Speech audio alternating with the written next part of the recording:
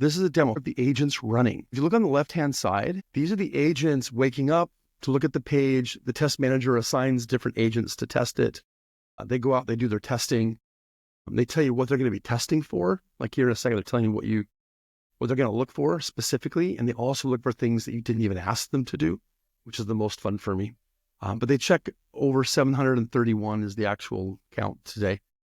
Different issues across all those different testing areas of security, performance, privacy, even functionality, networking, all these types of things.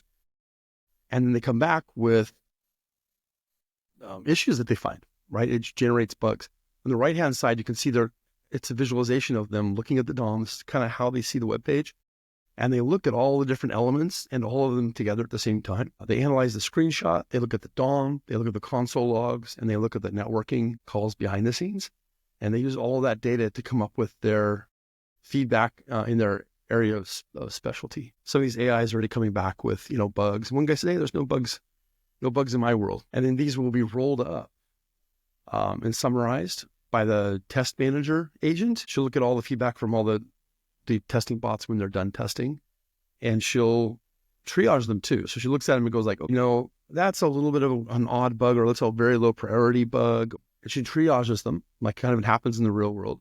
Again, these are agents, these are kind of independent testing entities that collaborate together. The test manager takes all that data and then adds a summary of the quality, what are the best to worst features, but a view of quality across the entire spectrum of issues that were found and things that are working and looking good, takes and user feedback. They blend all that together into a single report.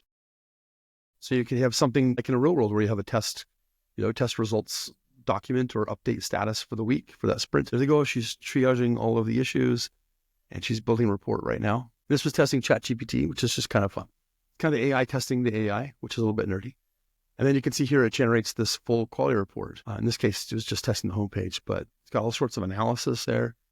So testers should just copy paste those in the real world, copy paste those and take credit for those. See, I found them. And then you look there, there's star ratings on different aspects of quality from simulated users that actually have feedback, right? And one of those feedbacks, like they'll say things like, hey, this page is kind of Spartan. It's very bare and minimalistic, like too minimalistic for me, for my tastes. That may be a good thing or a bad thing. The ChatGPT team should maybe think about that. They think they're super cool being very minimalistic because they work at consoles all day, but maybe people want something more like Amazon. So if you look at this, the cool thing about AI is it scales to all sorts of web pages. It works on any web page, regardless of framework you're using. But when you look here, what's kind of fun is now it's working on Amazon, right? But guess what's more fun? Now it's working on, and I, for fun, also tested testing websites, because that's a very meta thing for a tester to do.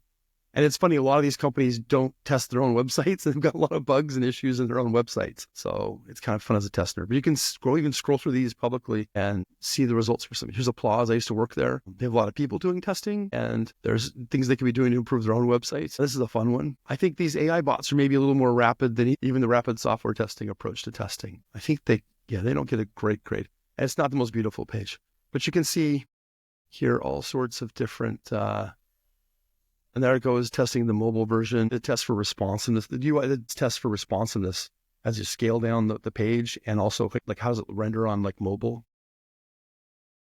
But there's all sorts of fun ones to look up out here. And if you're a test nerd, you might look and see how well your own testing tools and infrastructure do with their own web pages. So that's a quick view. So actually you can see the agents run, see test results in real time, and you can see them for real world web pages. Like I don't think you can see that anywhere on the planet. At best, most test companies have like written reports that are written by the marketing team that say how wonderful the testing processes were over the course of months and years with clients and partners. You can see Checkie.AI is focused on real data, almost no effort. And if you download the client, you can test any website on the planet you want to today.